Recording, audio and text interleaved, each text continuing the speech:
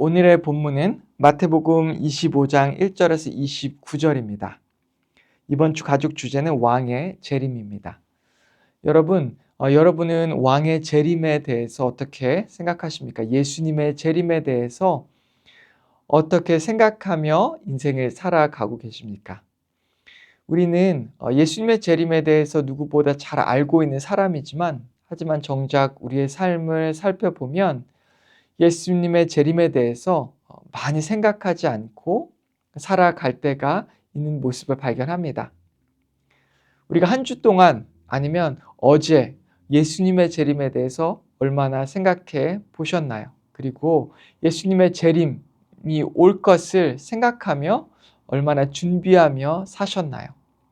오늘 우리가 함께 살펴볼 마태복음 25장에는 세 가지 비유가 등장합니다.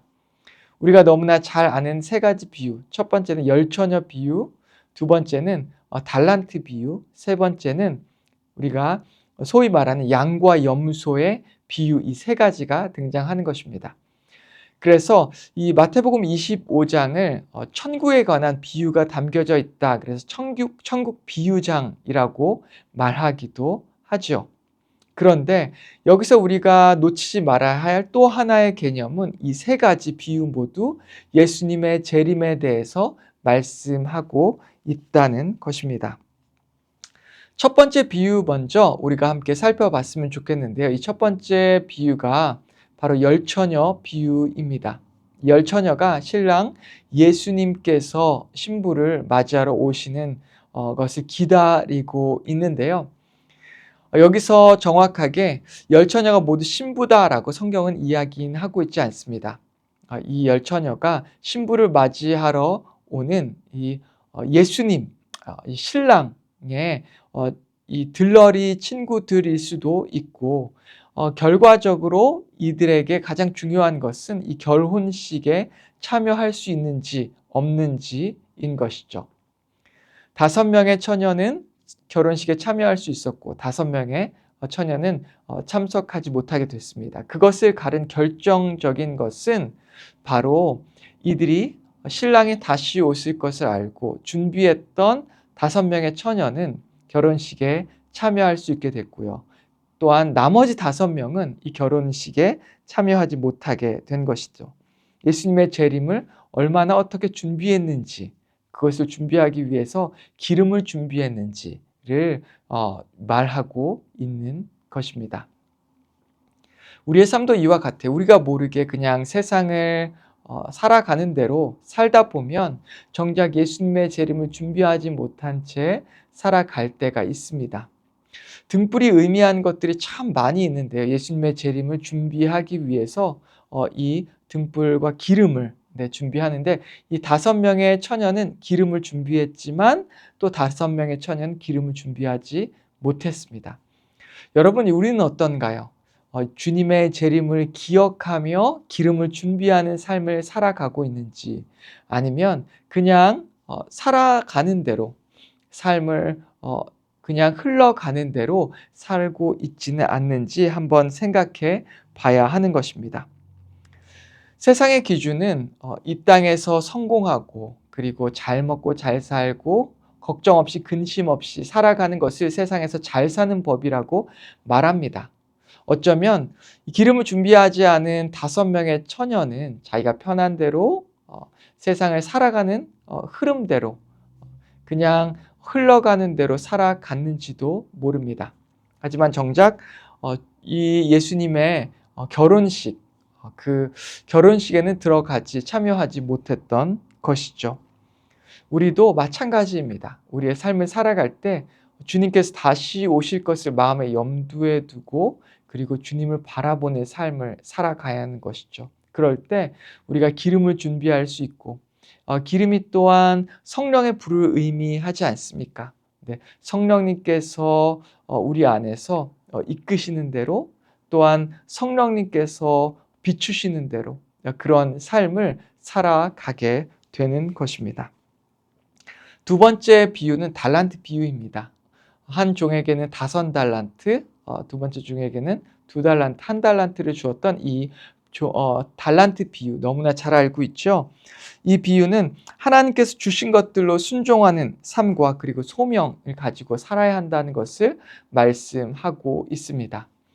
내게 어떠한 달란트가 주어졌던 그것과 상관없이 다시 오실 주님을 기다리면서 주인을 기다리면서 주님께서 나에게 맡기신 일을 소명감을 가지고 순종하는 삶을 살아야 한다라고 하는 것을 말씀하고 있는 것이죠.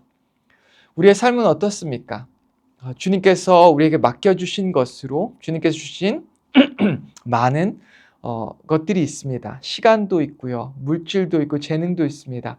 그것을 나를 위해서만 사용하고 있는지 아니면 그것을 정말 하나님께 드리며 주님을 위해서 주님께서 우리에게 맡기신 그 이유대로 그것을 가지고 살아가고 있는지를 우리는 기억하고 생각해야 한다는 것입니다. 마지막 이 세 번째 비유는 굉장히 다시 오실 예수님에 대해서 분명하게 말씀해 주고 있는데요. 마태복음 25장 31절을 먼저 보시겠습니다. 인자가 자기 영광으로 모든 천사와 함께 올 때에 자기 영광의 보좌에 앉으리니, 분명하게 예수님의 재림에 대해서 말씀하고 있고요. 그리고 영광의 보좌에 앉는 예수님, 그리고 많은 천사를 동원해서 다시 오시는 그 예수님에 대해서 보여주고 말씀하고 있는 것입니다. 그때 예수님께서 다시 오셨을 때 세상의 수많은 사람들 두 분류로 나눕니다. 마치 목자가 양과 염소를 분류해서 나누는 것처럼 하나님의 말씀에 따라 순종하며 살았던 이 양과 같은 성도들을 나누고요. 그리고 또한 하나님의 말씀에 순종하지 않고 살았던 염소와 같은 성도들을 또 나누는 그런 비유가 설명되어 있습니다. 그런데 오늘 이 비유에서 보면 이 예수님께서 재림하신 이후에 성도들을 두 분류로 나누신 이후에 이 오른편에 있는 성도들에게 이렇게 이야기를 합니다. 내가 줄일 때 너희가 먹을 것을 주었고 목마를 때 마시게 하였고 나그네 되었을 때 영접하였고 헐벗었을 때 옷을 입혔고 병들었을 때 돌보았고 옥에 갇혔을 때 와서 보았느니라. 35절과 36절인데요. 예수님께서 이들에게 이렇게 이야기하자 거기에 있던 성도들이 깜짝 놀라서 이야기합니다. 주님, 언제 우리가 주님이 줄이셨을 때 마실 물을 주었고 주님께서 굶주리셨을 때 먹을 것을 주었고 주님께서 나그네 되었을 때 주님을 영접했고요. 또한 주님께서 헐벗었을 때 옷을 주었고 병들었을 때 돌보았고 옥에 갇혔을 때 우리가 언제 주님을 찾아뵈었습니까? 라고 묻습니다. 그러자 주님께서 이렇게 말씀하신 너무 중요한 부분 우리가 함께 읽었으면 좋겠습니다. 40절입니다. 임금이 대답하여 이르시되 내가 진실로 너에게 이르노니 너희가 여기 내 형제 중에 지극히 작은 자 하나에게 한 것이 곧 내게 한 것이니라 하시고, 주님께서 왼쪽에 있는 자들, 불의한 자에게 이렇게 말씀을 하십니다. 내가 목말랐을 때 너희들은 나에게 물을 주지 않았고 굶주렸을 때 먹을 것을 주지 않았고 그리고 내가 헐벗었을 때에 옷을 주지 않았고 내가 나그네 되었을 때 영접하지 않았고 그리고 내가 옥에 갇혔을 때 나를 보러 오지 않았다라고 이야기를 합니다. 그때 그들이 이렇게 이야기해요. 44절입니다. 그들도 대답하여 이르되 주여 우리가 어느 때 주께서 줄이신 것이나 목마르신 것이나 나그네 되신 것이나 헐벗으신 것이나 병드신 것이나 옥에 갇히신 것을 보고 공양하지 아니하더이까? 라고 그들이 그렇게 묻습니까? 그러자 예수님께서 이렇게 말씀하십니다. 이에 임금이 대답하여 이르시되 내가 진실로 너에게 이르노니 이 지극히 작은 자 하나에게 하지 아니한 것이 곧 내게 하지 아니한 것이니라 하시니. 오늘 말씀은 우리에게 정말 큰 지혜를 더해 줍니다. 예수님의 재림의 관점에서 어떻게 세상을 살아가야 하는지를 보여주고 있는 것이죠.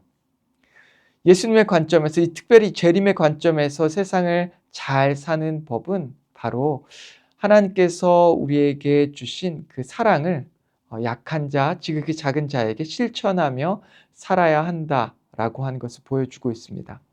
그들을 사랑하는 가장 큰 방법은 복음을 그들에게 전해주는 것이고요. 또한 그들의 필요를 채워주는 것입니다. 그리고 우리가 정작 그렇게 했을 때에 주님께서 이렇게 말씀하시는 것이죠. 주님께서 목말랐을 때, 헐벗었을 때, 나그네 되었을 때, 병들었을 때, 옥에 갇혔을 때 우리가 주님을 보살폈다라고 말씀하는 것입니다. 오늘 하루 이 말씀을 우리가 묵상하면서 우리 인생을 어떻게 살아야 하는지 곰곰이 생각해 보시기를 바랍니다. 그래서 우리 인생을 단지 세상의 기준으로 살아가는 것이 아니라 바로 이 재림의 관점에서 정말 주님께서 오시면 정말 달라질 그 세상을 바라보며 꿈꾸며 주님께서 우리에게 맡기신 그 일을 감당하며 사랑을 나누며 살아가는 저와 여러분 되기를 주님의 이름으로 축원합니다. 함께 기도하겠습니다. 하나님 아버지 감사합니다. 우리가 이 세상을 살아갈 때 세상의 관점으로 살아가는 것이 아니라 바로 이 재림의 관점으로 세상을 보고 살아갈 수 있게 인도하여 주시옵소서. 이제 곧 주님께서 다시 오실 것을 우리가 준비하고 살아가게 허락하여 주시옵시고 무엇보다 하나님의 사랑을 세상에 증거하며 복음을 나누고 증거하며 살아갈 수 있도록 인도하여 주시옵소서. 예수님의 이름으로 기도했습니다. 아멘.